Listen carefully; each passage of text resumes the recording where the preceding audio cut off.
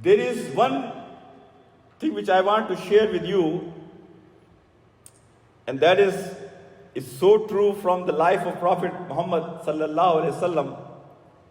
Wallahi, if you don't practice anything I said today, if you just learn the one thing I am trying to share with you in a second, if you just practice this one thing, your life of this dunya will become Jannah. And your house will be one of the best houses on this planet. And that is emotional intelligence.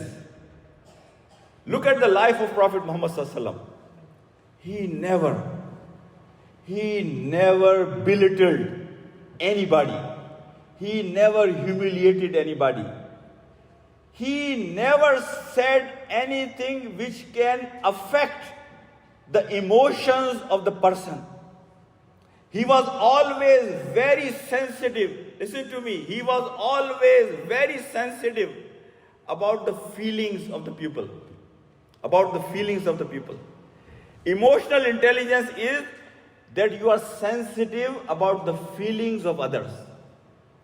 You don't say things, you don't do things which can make them feel bad. And it applies all across. Your wife has feelings.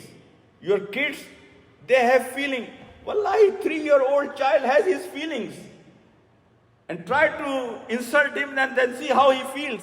He cannot react, he may not be able to do anything, but respecting each other's feelings. We say things and we know what I am about to say is going to hurt the feeling of my child, is going to hurt the feeling of my wife, is going to hurt the feeling of my parents, is going to hurt the feeling of my co-worker.